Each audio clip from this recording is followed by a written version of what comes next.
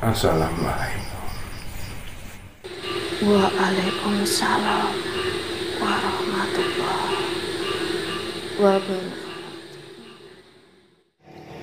Atas izin Allah Subhanahu wa Ta'ala, aku diperkenankan untuk bertamu dan menyampaikan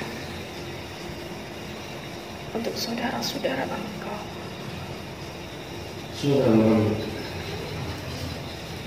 Aku adalah seorang ahli ibadah yang berpuluh-puluh tahun hidupku hanya untuk beribadah kepada Allah Subhanahu wa Ta'ala.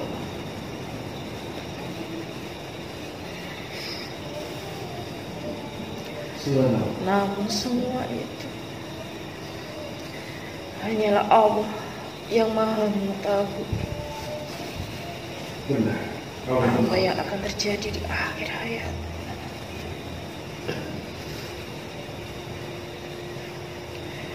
Aku hidup di zaman Bani Israel.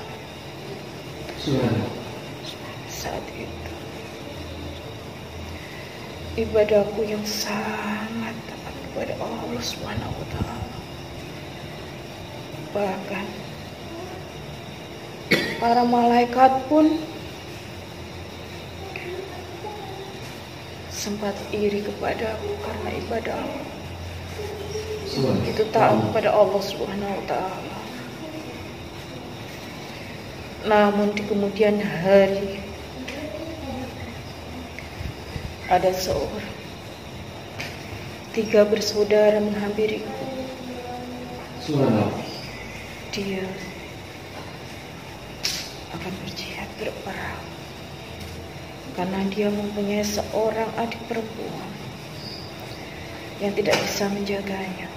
Lalu dia dititipkan kepadaku. Sinilah wahai saudara,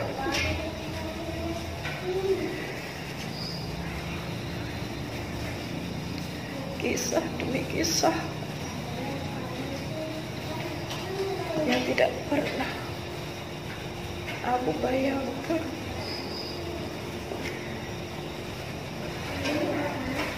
Semula aku sudah menolak karena dia seorang perempuan yang telah dititipkan kepadaku.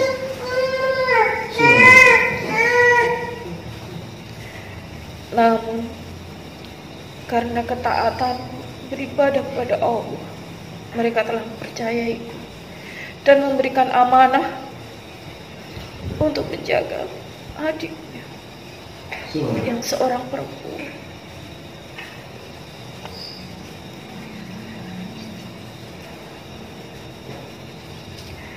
Hari demi hari aku memberi makan adiknya dengan cara dia bertinggal di tempat yang bawah dan aku di tempat kubah yang di atas. Dengan begitu aku bisa menghindari fitnah-fitnah dari orang-orang yang sekitar. Aku memberi makan dengan cara mengetuk pintu tanpa mengucapkan suatu kata apapun. Begitu sampai berbulan-bulan, sampai syaitan pun telah membisikkan ke telinga aku. Bahkan iblis-iblis pun ikut meracuni pikiran. Dia mengatakan,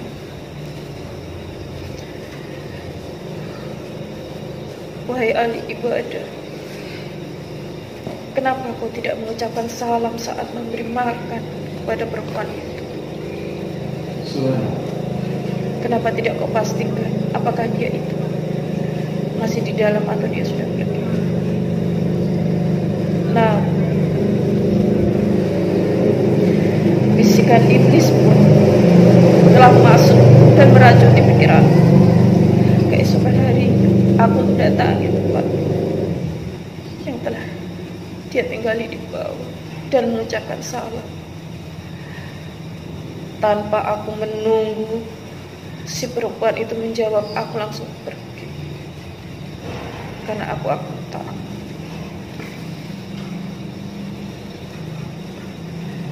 Aku takut sekali andai akan terjadi sesuatu yang telah dibisikkan oleh suami. Namun tidak berhenti sampai di situ. Iblis pun tetap membisikkan, tunggulah dia sampai dia mengucapkan salam dan menjawab salam. Seketika itu aku mengantar makanan dan mengucapkan salam dan menunggu ia menjawab.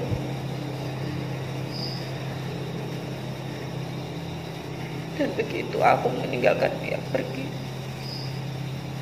iblis pun tetap meracuni pikiranku dan membisikkan dengan kata-kata manisnya, wahai saudara,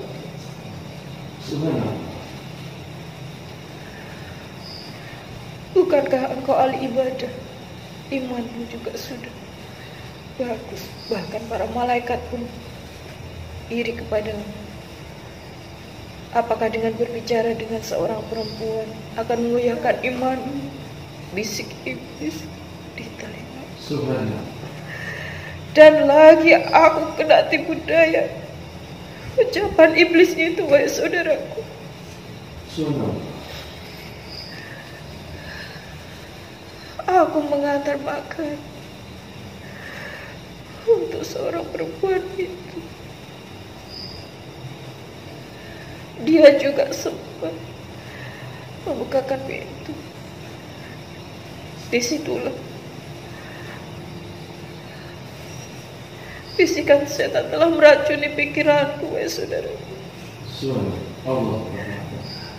Suatu perzinahan pun aku lakukan dengan perempuan itu, wahai saudara. Bahkan dia sampai mengandung dan melahirkan seorang anak bayi. Betapa takutnya aku. Apa nanti yang akan aku katakan kepada kakak-kakaknya saat dia kembali? Namun bisikan setan pun memasuki pikiranku kembali. Bunuhlah perempuan itu beserta bayinya. Dengan begitu kamu tidak akan ketahuan bahwa kau telah berzina dengan adik. Pikiran kotor. Aku telah membunuh perempuan dan seorang anak yang tidak bersalah itu.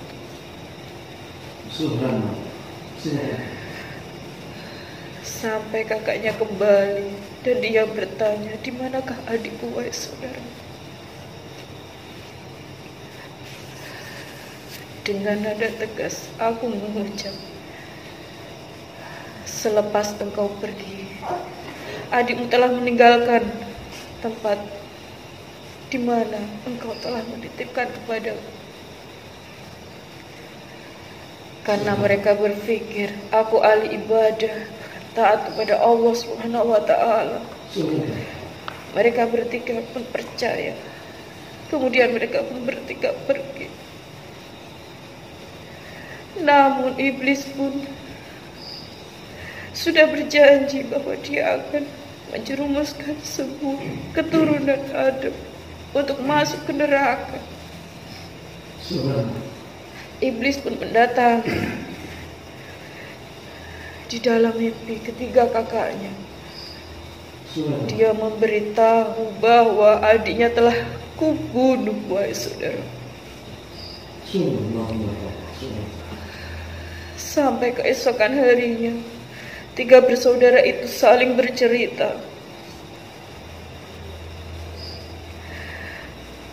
Bahkan mereka berencana untuk mendatangiku Lalu iblis pun telah membisikkan di telingaku, dia berbicara.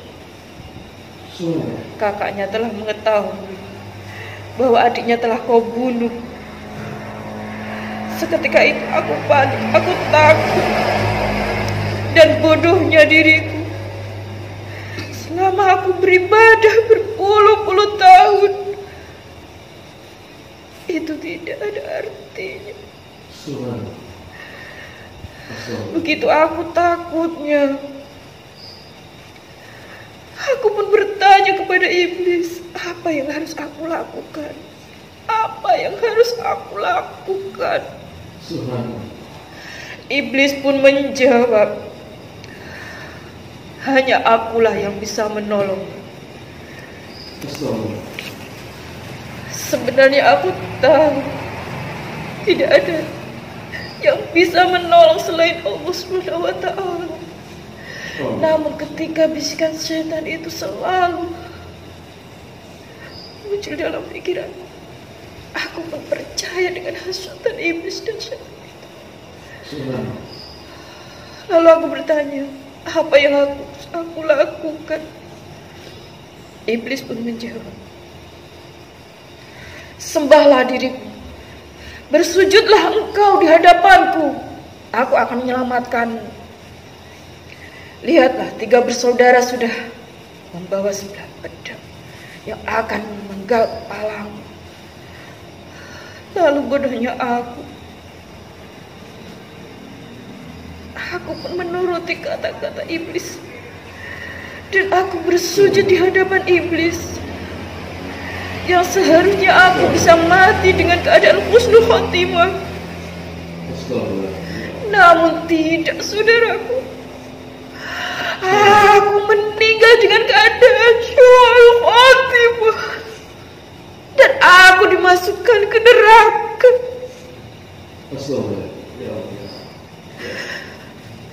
Karena Allah membenci orang yang telah menyekutukannya, wahai saudara.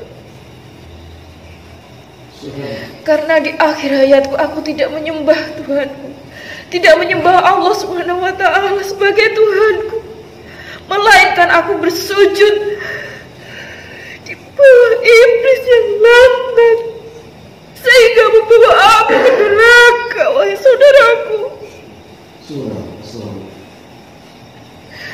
Dan aku pun dalam keadaan bersujud di hadapan iblis.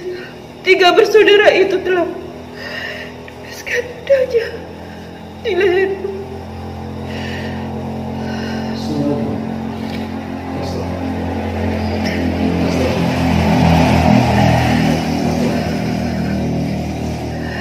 Atas izin Allah Subhanahu wa Ta'ala, aku menyampaikan kepada saudara-saudara engkau, wahai saudara, janganlah sekali-kali kau menyekutukan Allah, karena tidak ada yang bisa menolong selain Allah Subhanahu wa Ta'ala, wahai saudara.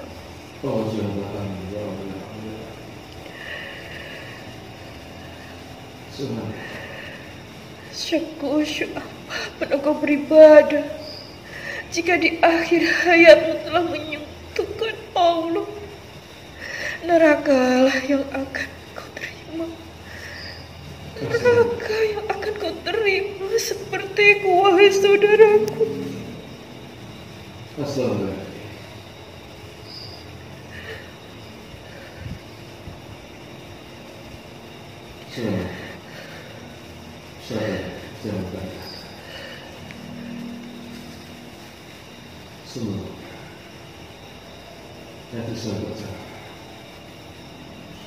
Asal engkau tahu, wahai saudaraku, bisikan iblis akan selalu datang menghampiri engkau dari celah manapun, karena sudah sumpah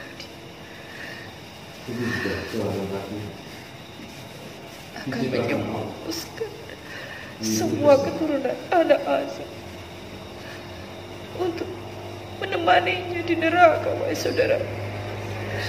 Maka berhati-hatilah berhati-hatilah dan jagalah hati kalian masing-masing. Selalulah mengucapkan istighfar, meski engkau tidak mengucapkan di dalam lisan, wahai saudara, agar tidak seperti diriku yang di akhir hayatku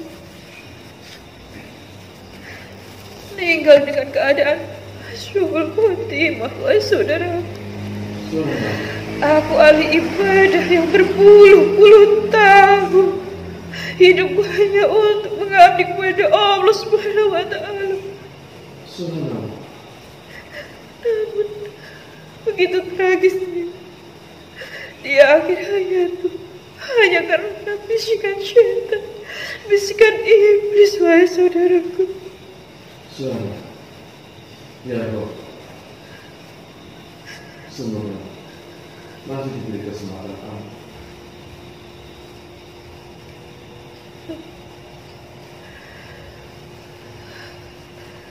Karena sesungguhnya Allah itu mengetahui dan maha mengetahui, bahkan di dalam hati kecilmu pun sebelum kau mengucap, Allah sudah mengetahuinya, wahai saudara.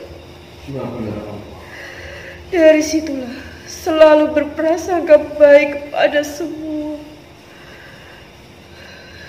saudara-saudara engkau, wahai saudara.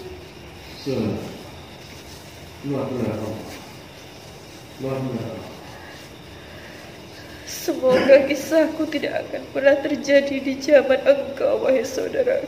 Amin. Amin ya Allah. Terus berjalan apa? Terus sekarang boleh melihat apa yang kita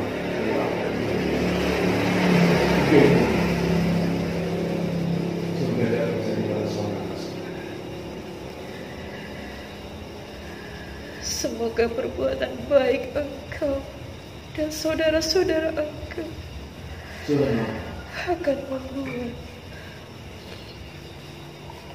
amal ibadah yang nantinya menyelamatkan engkau, saudara. Assalamualaikum warahmatullahi wabarakatuh. Waalaikumsalam.